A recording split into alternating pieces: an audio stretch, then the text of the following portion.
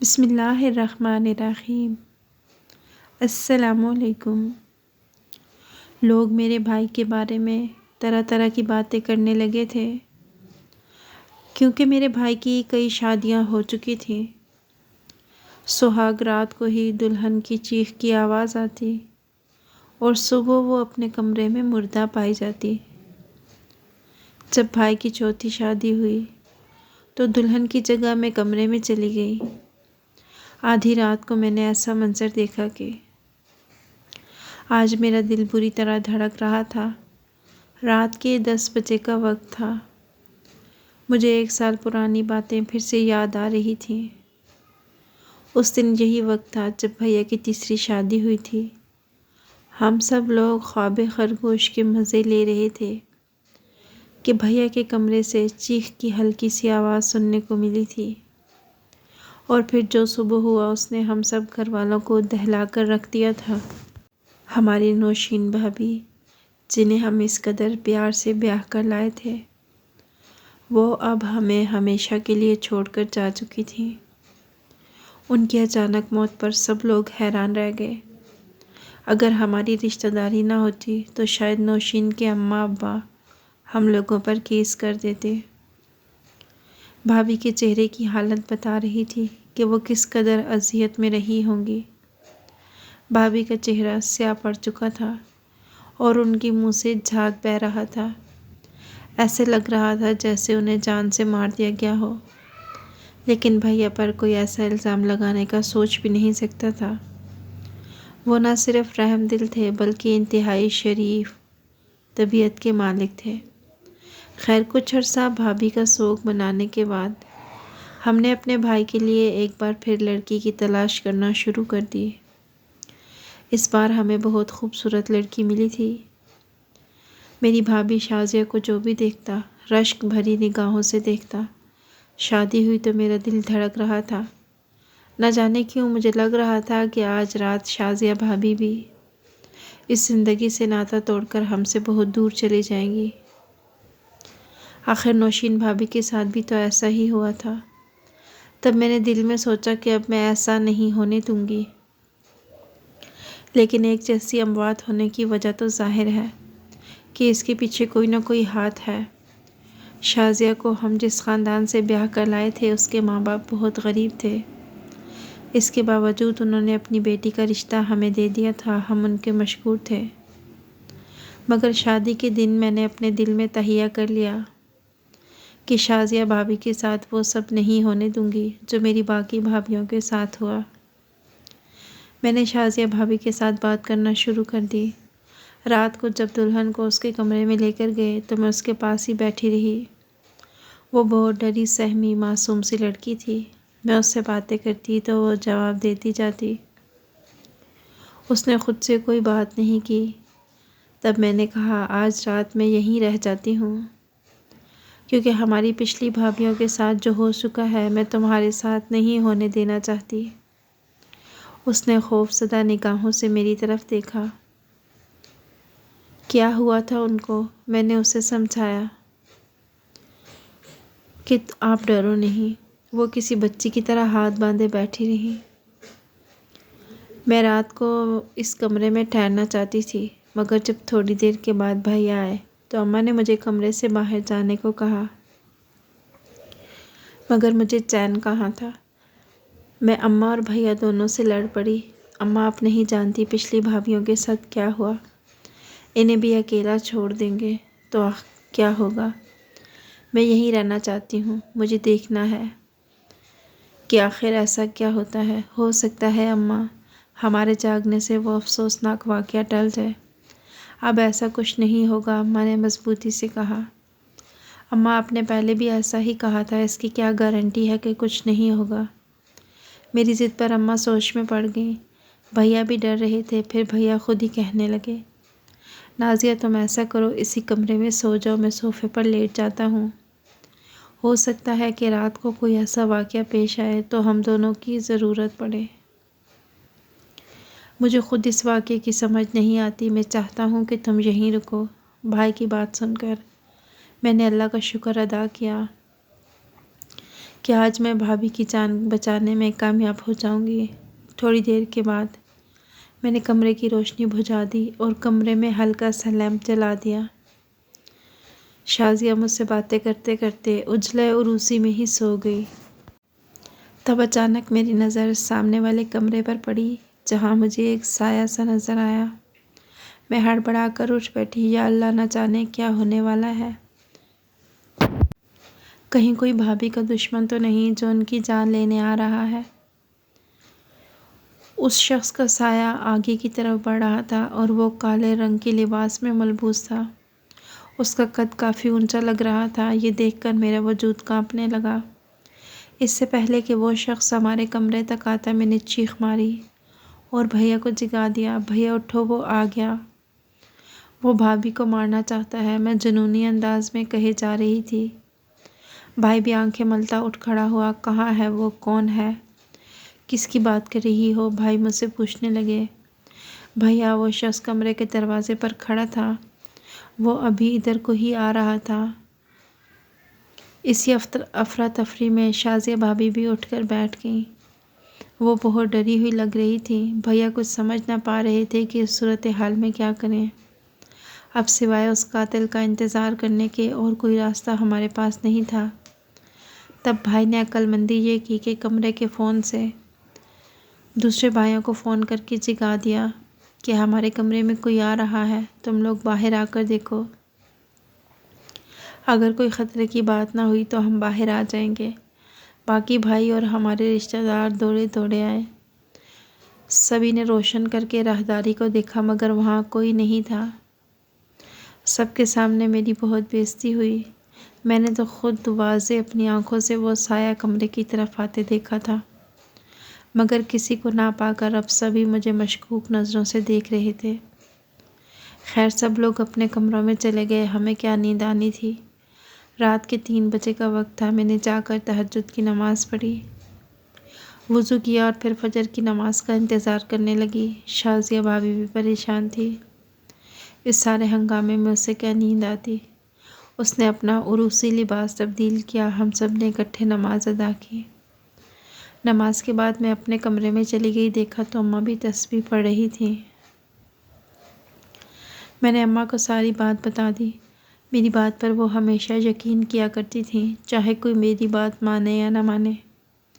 اماں میری بات سن کر پریشانی سے بولی، بیٹی اگر تو نے اس سائے کو دیکھا ہے تو لازمی نہیں کہ وہ انسان ہو، کوئی جنات یا دوسری مخلوق بھی تو ہو سکتی ہے۔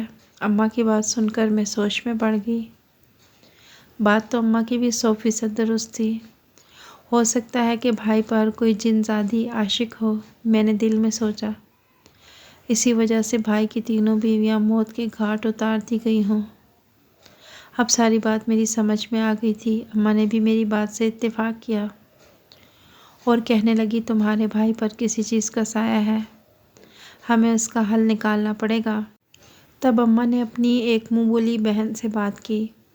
ان کے پاس کافی وظائف وغیرہ ہوتے تھے، جس وجہ سے وہ کافی مشہور بھی تھیں اور جانی پہچانی تھیں۔ آسیب کا توڑ اور ہر قسم کے جادو کا حل ان کے پاس تھا۔ اماں شکیلہ خالہ کے پاس گئیں تو خالہ نے 4 وظائف اماں کو پڑھنے کے لیے دیے، لیکن ان 4 وظائف کے لیے رات بھر جاگنے کی ضرورت تھی۔ اس کے ساتھ سفید کپڑوں کا استعمال لازمی تھا۔ اماں نے بھابھی کو سفید کپڑے پہننے کی ہدایت کی اور وہ 4 وظائف پڑھنے کے لیے اپنے آپ کو تیار کرنا شروع کر دیا۔ مگر مسئلہ یہ تھا کہ امی کا بلڈ پریشر اکثر ہائی رہتا تھا، انہیں احتیاط کی ضرورت تھی اور ان کے لیے رات کی نیند پوری کرنا بہت ضروری تھا۔ ایسے میں ہم سب کی نظریں بڑی بھابھی پر جم گئیں۔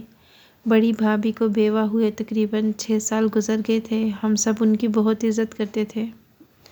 ان کی شخصیت میں اس قدر سنجیدگی اور وقار تھا کہ کوئی ان کے سامنے اف تک نہ کرتا۔ امی کی بیماری کا خیال رکھتے ہوئے میں نے بھابھی سے منت کی کہ مجھے آپ پر پورا یقین ہے، آپ یہ عمل کر سکتی ہیں۔ اگر آپ ہماری مدد کریں گی تو بھیا کی دلہن شاید بچ جائے۔ بڑی بھابھی نے میری بات پر ہاں میں سر ہلایا، مگر اس عمل کے لیے پوری رات جاگنا کافی مشکل بات تھی۔ ہمارے گھر میں ویسے بھی ایک نوکرانی تھی جو گھر کا سارا کام کر جاتی۔ شام کا وقت تھا، ہم سب لوگ اپنے کمروں میں موجود تھے۔ کھانا کھاتے ہوئے بھابھی نے کوئی بات چیت نہیں کی۔ مجھے ان کا رویہ کچھ عجیب سا لگا۔ وہ پریشان تھی یا ہم سے ناراض تھی؟ رات کو مجھے عموماً جلد نیند آ جاتی تھی، مگر آج ایسا نہیں ہوا۔ عجیب سی بے چینی تھی جو میرے دل کو چین نہ لینے دیتی۔ اس ساری کشمکش میں رات کے تقریباً 2 یا 3 بجے کا وقت ہو گیا۔ میں اپنے کمرے سے چپکے سے نکلی، دبے پاؤں آگے بڑھنے لگی۔ میں کچن میں جا کر کچھ کھانے کی چیز لانا چاہتی تھی، اگرچہ مجھے ڈر بھی لگ رہا تھا، مگر میں آگے بڑھتی جا رہی تھی۔ راہداری سے گزرتے ہوئے میری روح کانپ گئی جب مجھے لگا کہ شازیہ بھابھی اور بھیا کے کمرے کے دروازے کے باہر کوئی بیٹھا ہوا ہے۔ اس نے وہی کالے رنگ کے کپڑے پہن رکھے تھے، جبکہ ہاتھ میں کوئی ٹوکری نما چیز تھی۔ یہ دیکھ کر میری ریڑھ کی ہڈی میں جیسے سنسنی سی دوڑ گئی۔ میں نے ایک قدم بھی آگے نہ بڑھایا۔ وہ شخص یوں ہی بیٹھا رہا۔ مجھے کچھ غلط ہونے کا احساس ہوا۔ میں اگر چیخ مارتی یا شور مچاتی تو وہ شخص پہلے سے بھی زیادہ محتاط ہو جاتا۔ 1 سیکنڈ کے 1000ویں حصے میں نے سوچ لیا تھا کہ مجھے کیا کرنا ہے۔ میں وہیں سے پلٹی اور بڑی بھابھی کے کمرے کی طرف جانے لگی۔ مجھے یہ جان کر حیرت ہوئی کہ بھابھی کے کمرے کا دروازہ پہلے سے کھلا تھا۔ میں نے اندر جا کر کمرے کو کنڈی لگا لی۔ آہستہ سے بھابھی کو جگانے کی کوشش کرنے لگی۔ میں نے کمرے کی روشنی نہیں جلائی، کہیں باہر بیٹھے شخص کو اندازہ نہ ہو جائے کہ گھر والے جاگ گئے ہیں۔ ان کے بستر پر آگے بڑھ کر ٹٹولنے لگی، مگر وہاں کوئی بھی موجود نہیں تھا۔ میں نے بھابھی کے کمرے میں موجود فون سے اپنے چھوٹے بھائی کو فون ملایا، جو رات کو اکثر دیر تک جاگتا رہتا تھا۔ اس وقت بھی وہ شاید پڑھ رہا تھا۔ اس نے فوراً ہی فون اٹھا لیا۔ میں نے جلدی سے اسے سارے مسئلے سے آگاہ کیا۔ میری بات سن کر اس نے مجھے یہیں رہنے کا کہا اور خود اپنے کمرے سے نکل گیا۔ 5 منٹ نہ گزرے ہوں گے کہ ساری راہداری روشن ہو گئی۔ ایک تیز آواز کے ساتھ میرے چھوٹے بھائی کی آواز آئی، ہلنا مت، جو بھی ہو وہیں بیٹھے رہو، ورنہ تمہاری جان لے لوں گا۔ بھائی کی آواز سن کر میری جان میں جان آئی۔ میں کھڑکی سے دیکھنے لگی۔ میرا چھوٹا بھائی اماں کے ساتھ کھڑا تھا، دوسری طرف میری بہنیں تھیں۔ میں بہت زیادہ ڈر رہی تھی۔ دروازے کے باہر جو بھی شخص موجود تھا وہ جوں کا توں وہیں بیٹھا رہا۔ ایسے لگ رہا تھا جیسے اسے کوئی سانپ سونگھ گیا ہو۔ مگر ہماری حیرت کی انتہا اس وقت نہ رہی جب وہ شخص وہیں پہ بیٹھا رہا۔ تب میرے چھوٹے بھائی نے ہمت کی اور آگے بڑھ کر اس کا کپڑا کھینچا۔ اس نے کالی چادر اوڑھ رکھی تھی۔ جیسے ہی بھیا نے چادر کھینچی، ہم سب کے تو جیسے پاؤں تلے سے زمین نکل گئی۔ وہاں کوئی اور نہیں بلکہ ہماری بڑی بھابھی بیٹھی ہوئی تھی۔ بھابھی آپ یہاں؟ بھیا نے حیرت سے پوچھا۔ ہاں، تم لوگ یہاں کیوں آ گئے ہو؟ میں اپنا کوئی عمل کر رہی تھی، اسی سلسلے میں یہاں آئی تھی، بھابھی نے بڑی سی ٹوکری پر ہاتھ رکھتے ہوئے کہا، جیسے وہ ہم سے کچھ چھپانا چاہ رہی ہوں۔ رات کے اس پہر دروازے کی چوکھٹ پر بیٹھ کر تم کون سا عمل کر رہی تھی بہو؟ امی نے پوچھا۔ امی جان، آپ کو تو پتہ ہے، آپ نے خود ہی مجھے یہ عمل کرنے کو کہا تھا۔ ہاں، مگر وہ عمل تو مختلف تھا۔ تمہارے ہاتھ میں کیا ہے؟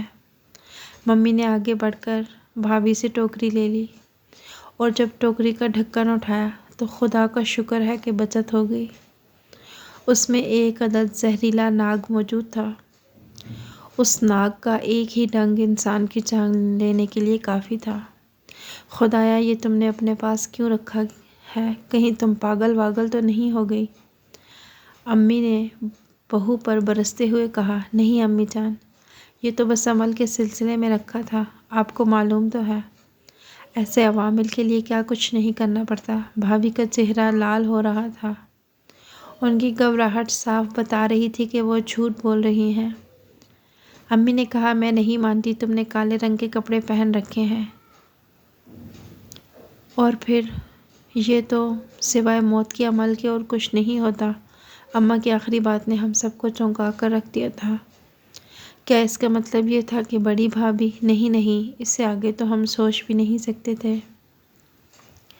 اماں نے بڑی بھابھی کو اس وقت کچھ نہ کہا۔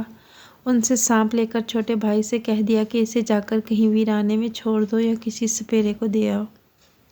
بھیا نے امی کی بات پر عمل کیا، مگر گھر والوں پر حقیقت آشکار ہو چکی تھی کہ بڑی بھابھی کی نیت ٹھیک نہیں تھی۔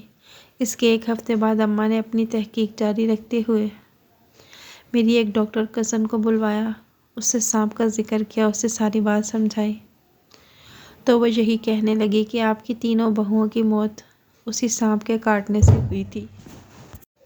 اس بات نے ہم سب کو افسردہ کر دیا۔ بھابھی کی عزت اور محبت ہمارے دلوں سے جاتی رہی۔